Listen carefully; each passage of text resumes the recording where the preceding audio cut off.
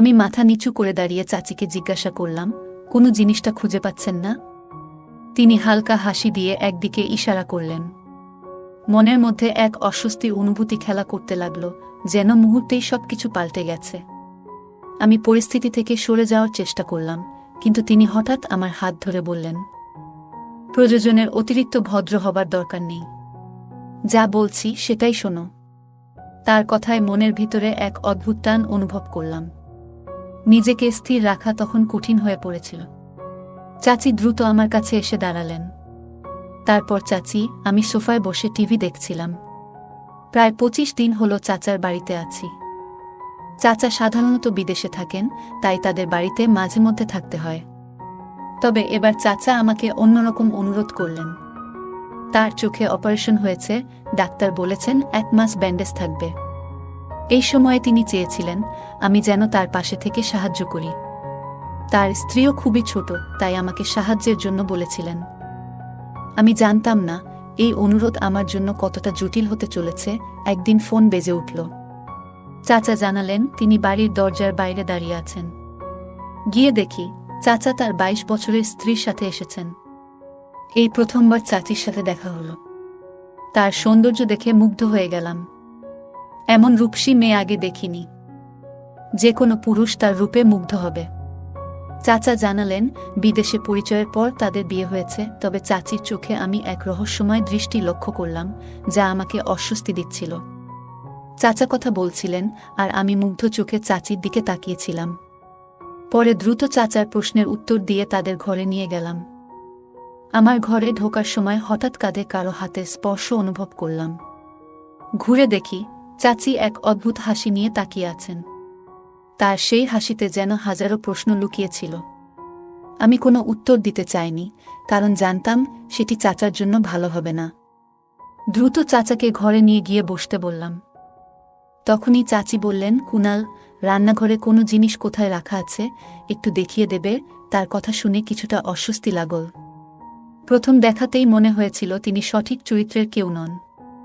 বাড়ির সম্মানের কথা ভেবে নিজেকে সামলে তার থেকে দূরে থাকার চেষ্টা করছিলাম, কিন্তু যতবার দূরে যাই তিনি ততবার কাছে আসার চেষ্টা করছিলেন।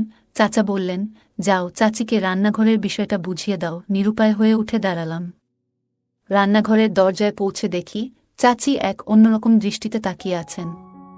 তার সেই দৃষ্টি আমাকে অস্বস্তিতে ফেলে দিল। চাচি মৃদু হাসি দিয়ে বললেন, ওখানে দাঁড়িয়ে আছো কেন? এসো, রান্নাঘরের জিনিসগুলো দেখাও। তার স্বাভাবিক ভঙ্গি হলেও আমার জন্য মুহূর্তটি খুব অস্বস্তিকর। আমি চোখ নামিয়ে নিলাম, কারণ জানতাম বেশি তাকালে নিজেকে সামলানো মুশকিল হবে। কাছাকাছি যেতেই তিনি কাঁধে হাত রাখলেন। মনে হলো শরীরে বিদ্যুৎ খেলে গেল। তাড়াতাড়ি পিছিয়ে এলাম।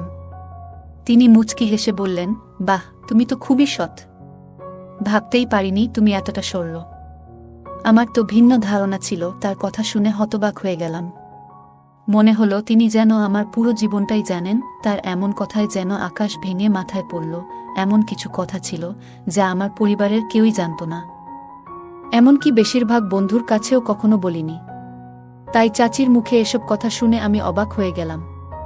তিনি আমার দিকে তাকিয়ে হাসলেন এবং বললেন, তোমার এত অবাক হওয়ার দরকার নেই। আমার জন্য এসব জানা কঠিন কিছু না। এই কথা বলেই তিনি চোখ মারলেন। তখনই বুঝতে পারলাম এই মহিলা খুবই চালাক এবং তার সাথে কোনো ঝামেলায় জড়ানো মানে নিজের বিপদ ডেকে আনা। তাই আমি ঠিক করলাম আর বেশি সময় এখানে না থেকে বাড়ি ফিরে যাব। আমি মাথা নিচু করে দাঁড়িয়ে চাচিকে জিজ্ঞাসা করলাম, কোনো জিনিসটা খুঁজে পাচ্ছেন না? তিনি হালকা হাসি দিয়ে একদিকে ইঙ্গিত করলেন। মনের মধ্যে এক অস্বস্তির অনুভূতি খেলা করতে লাগল, যেন মুহূর্তেই সবকিছু পাল্টে গেছে। আমি পরিস্থিতি এড়ানোর চেষ্টা করছিলাম, কিন্তু চাচি হঠাৎ আমার হাত ধরে বললেন, প্রয়োজনের বেশি ভদ্রতা দেখানোর দরকার নেই। যা বলছি সেটাই করো। তার কথায় মনের ভেতরে এক অদ্ভুত অস্থিরতা অনুভব করলাম। নিজেকে নিয়ন্ত্রণ করা কঠিন হয়ে পড়েছিল। চাচি দ্রুত আমার সামনে এসে দাঁড়ালেন। তাকে আবার দেখে মনে অস্থিরতা আরও বেড়ে গেল। ঠিক তখনই হঠাৎ পায়ের আওয়াজ শুনলাম, চাচা এসে গেছেন। আমি তৎক্ষণাৎ পিছিয়ে দাঁড়ালাম। চাচি বিরক্ত মুখে বললেন, ভয় পেও না, তিনি কিছুই বুঝতে পারবেন না। তার কথার জবাব না দিয়ে আমি চাচার দিকে এগিয়ে গেলাম। চাচা জিজ্ঞাসা করলেন, তোমার চাচিকে ফার্ম হাউসে নিয়ে যাও। সে ওখানে যেতে খুব আগ্রহী। এলাকাটা বেশ সুন্দর, আর ফার্ম হাউসের ছবিগুলো দেখার পর থেকেই তার যাওয়ার ইচ্ছা বেড়ে গেছে। আমি চাচির দিকে তাকিয়ে দেখলাম তিনি আমাকে অদ্ভুত দৃষ্টিতে দেখছেন। তার ইশারায় আমি লজ্জায় মাথা নিচু করলাম। আমি চাচাকে বললাম, আপনি আমাদের সঙ্গে চলুন। কিন্তু তিনি ক্লান্তির কথা জানিয়ে থেকে যেতে চাইলেন। চাচা বললেন, আমি বিশ্রাম নেব, তোমরা দুজনেই যাও।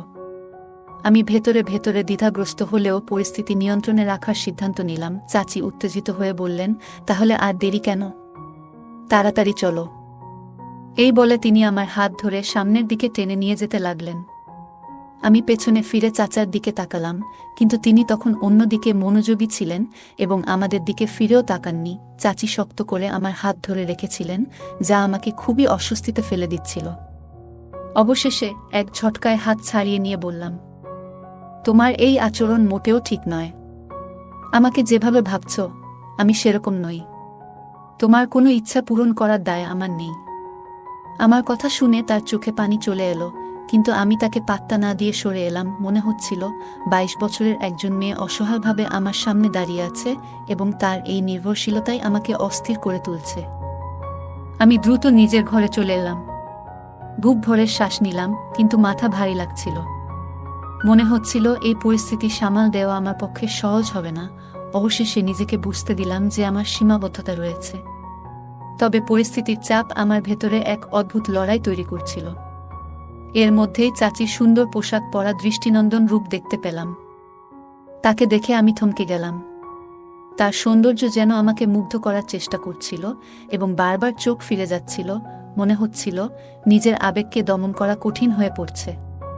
তখনই ভাবলাম, হয়তো তার ইচ্ছাটিকে সম্মান জানানোই সঠিক হবে। যদি সে এতে স্বাচ্ছন্দ্য বোধ করে, তবে আমি কেন বিরোধিতা করব? এমন ভাবনা মাথায় আসতেই মুখে এক অজানা হাসি ফুটে উঠল। কিন্তু বুঝলাম, নিজের ভেতরের দুর্বলতাকে চ্যালেঞ্জ করে শক্ত থাকা খুব জরুরি। শুরুর দিকে পরিস্থিতি সামাল দেওয়া কঠিন ছিল, কিন্তু একসময় মনে হলো, যদি নিজেকে মানিয়ে নিই, তাহলে সবকিছু সহজ হয়ে যাবে।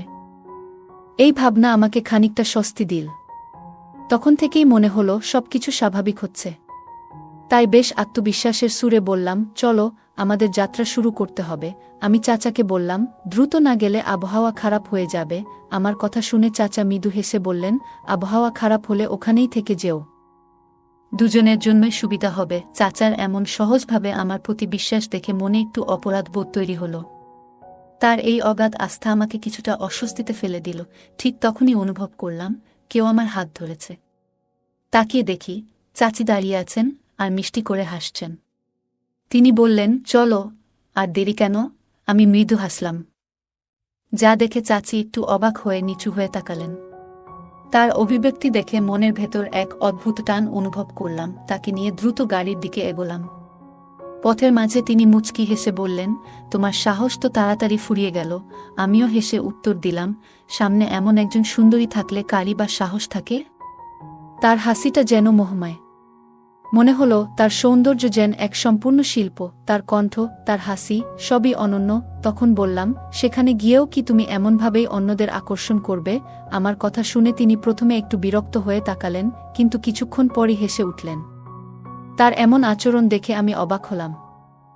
কারণ আমি কোনো মজা করিনি, বরং সরাসরি একটি প্রশ্ন করেছিলাম। তিনি বললেন, না, আমি ওখানকার কাউকেই আকর্ষণ করার চেষ্টা করব না।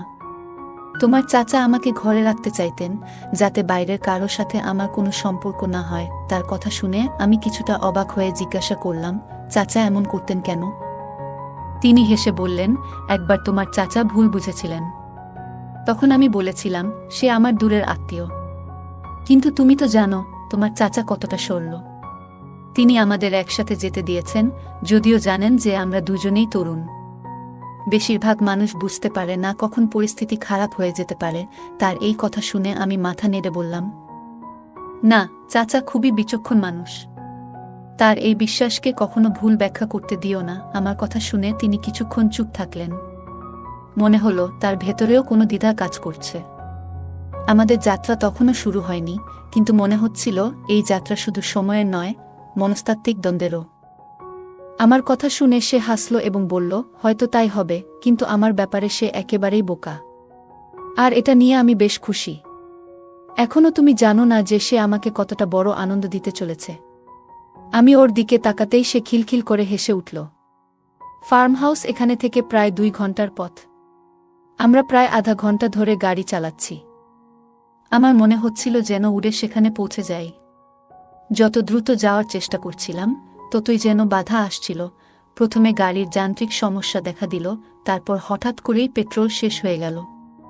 আমি তখনও রাস্তার মাঝখানে গাড়ি থামিয়ে দাঁড়িয়ে আছি। চাচি চিন্তিত চোখে তাকিয়ে বললেন, এটা কি মজা করছো? তুমি বুঝতে পারছো না যে আমার ধৈর্য হারিয়ে ফেলছি? আমি তাকে বকাঝকা করে বললাম, আমার অবস্থাও একই। তাই দয়া করে আমাকে আর কথা শোনাতে এসো না। কিছুক্ষণ চেষ্টা করার পর অবশেষে গাড়ি ঠিক হলো। আমি স্বস্তির নিঃশ্বাস ফেললাম এবং আবার ফার্ম হাউসের পথে এগোতে লাগলাম। সেখানে পৌঁছাতেই আবহাওয়া হঠাৎ খারাপ হয়ে গেল। ঝমঝমিয়ে বৃষ্টি নামল। বাইরে এমন আবহাওয়ায় গাড়ি চালানো মানেই বিপদকে আমন্ত্রণ জানানো। আমাকে দেখে চাচি হাসতে লাগল এবং বলল, দেখো, প্রকৃতিও আজ আমাদের পাশে আছে, মানে আজকের দিনটা আমাদের। ওর কথা শুনে আমিও একটু হেসে ফেললাম। তখন আমরা ফার্ম হাউজে এর সামনে ছিলাম। আমরা সেখানে দাঁড়িয়ে কথা বলছি, এমন সময় হঠাৎ পেছনে কারও উপস্থিতি অনুভব করলাম। পিছনে ফিরে তাকাতেই দেখি কয়েকজন দাঁড়িয়ে আছে। তাদের দেখে মনে হলো যেন মাথার উপর আকাশ ভেঙে পড়েছে। সেখানে আমার চাচার পরিবারের অর্ধেক মানুষ হাজির। আমাদের দাঁড়িয়ে থাকতে দেখে আমার নানি এগিয়ে এলেন এবং হাসি মুখে বললেন, এই যে তোমরা, এত দেরি করে এলে কেন? প্রশ্নটা শুনেই আমি থমকে গেলাম। মনে হলো যেন বুকের ভেতর চিন্তার ঝড় বয়ে যাচ্ছে। ভাবছিলাম হয়তো কেউ আমাদের আগের কথোপকথন শুনে ফেলেছে। কিন্তু নানির ব্যবহার দেখে মনে হলো না যে তিনি কিছু জানেন। তার গলায় কৌতূহলের স্বর থাকলেও কোনো সন্দেহের ছাপ ছিল না। আমি একবার চাচির দিকে তাকালাম। তার মুখে স্পষ্ট অস্বস্তি, যেন নিজের অবস্থান নিয়ে ভীষণ বিব্রত। ওর এই অবস্থা দেখে আমার মনের মধ্যে এক অদ্ভুত মিশ্র প্রতিক্রিয়া হলো। একদিকে হাসি পাচ্ছিল, অন্যদিকে পরিবারের উপর কিছুটা রাগ হচ্ছিল। এত কিছু পরিকল্পনা করেও এখানে এসে যেন সবকিছু এলোমেলো হয়ে গেল। চাচির মেজাজ তখন ভীষণ খারাপ ছিল এবং তার অভিব্যক্তি দেখে মনে হচ্ছিল সে পরিস্থিতি নিয়ে বেশ বিরক্ত। আমিও ভেতরে ভেতরে অস্বস্তি অনুভব করছিলাম। এমন এক জটিল অবস্থায় আমরা দুজনেই নীরব থাকলাম, যেন এই মুহূর্তে কোনো ভুল কথাই পরিস্থিতি আরও জটিল করে তুলতে পারে। আর সে যেন ইচ্ছা করে সবার সাথে খারাপ ব্যবহার করছিল। আমি বারবার চোখের ইশারায় শান্ত থাকার সংকেত দিলাম, কিন্তু সে কোনো মনোযোগই দিল না। ওকে দেখে মনে হচ্ছিল যেন তার মাথা ঠিক নেই, প্রচণ্ড রাগে আছে। নানি তাকে দেখে অবাক হয়ে আমাকে বললেন, এ মেয়েটার কি হলো? সবার সাথে এমন করে কেন কথা বলছে? নানির কথা শুনে আমি এক দীর্ঘ নিঃশ্বাস ফেললাম। আমি কি বলতাম তাদের? আমাদের যে পরিকল্পনা ছিল সেটা আপনি সবাই এসে একেবারে বিফল করে দিয়েছেন।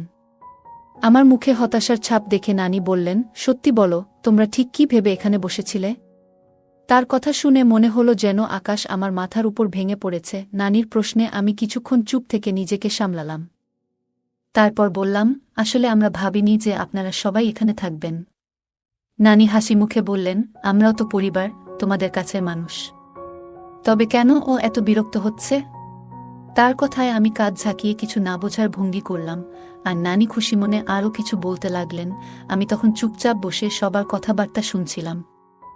হঠাৎ অনুভব করলাম কেউ আমার দিকে তাকিয়ে আছে। আমি বুঝতে পারছিলাম না কে, তবে কিছুক্ষণ পরেই ভুল ভাঙল। দেখলাম চাচি নয়, আমার এক কাজিন আমার দিকে তাকিয়ে আছে। আমাদের চোখাচোখি হতেই সে তাড়াতাড়ি চোখ নামিয়ে নিল। তার মুখে লাজুক হাসির আভা ফুটে উঠল। সবটা দেখে এক মুহূর্তের জন্য আমার বিশ্বাস করতে পারছিলাম না, কারণ ছোটবেলা থেকেই আমি এই কাজিনকে পছন্দ করতাম। তবে কখনো মায়ের কাছে সম্পর্কের বিষয়ে কিছু বলিনি। মনে হতো ওরা ধনী পরিবার থেকে, আর আমাদের মতো সাধারণ পরিবারের সাথে ওদের সম্পর্ক হবে না। কিন্তু ওর আজকের এই তাকানোর ভঙ্গি আর মৃদু হাসি বলে দিচ্ছিল যে সম্ভবত সেও আমাকে পছন্দ করে এবং কাছে টানতে চায়। আমিও হেসে ওর দিকে তাকালাম। ঠিক তখনই মনে হলো কেউ যেন আমায় খোঁচা দিল। তাড়াতাড়ি অন্যদিকে তাকাতেই দেখি চাচি বসে আছেন, রাগে আমার দিকে তাকিয়ে আছেন। চাচির সেই রাগী চেহারা দেখে আমি হাসলাম, তবে সে এতটাই রাগে ছিল যে ওর মুখে হাসিও ফুটছিল না। যাই হোক, সবকিছু এমনিতেই গিয়ে একেবারে এলোমেলো হয়ে গিয়েছিল। একদিকে ভালোই হয়েছে, রাতে চাচি এসে বললেন, আমাকে এখনই বাড়ি ফিরে যেতে হবে। আমি একবার বাইরে তাকালাম, তখন আবহাওয়া বেশ খারাপ ছিল। তাকে বললাম, এখন যাওয়া সম্ভব নয়, বাইরে ঝড় বৃষ্টি হচ্ছিল, গাড়ি চালানো ঝুঁকিপূর্ণ। আমি বললাম, ভালো হয় তুমি সকালে যাও।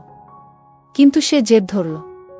বিরক্ত হয়ে নিজের ঘরে ফিরে গেলাম, কারণ তখন মনে হচ্ছিল সে যেন আমার উপর আধিপত্য করার চেষ্টা করছে। সকালে দরজায় টোকায় ঘুম ভাঙল। চাচি দাঁড়িয়ে ঘরে ঢুকতে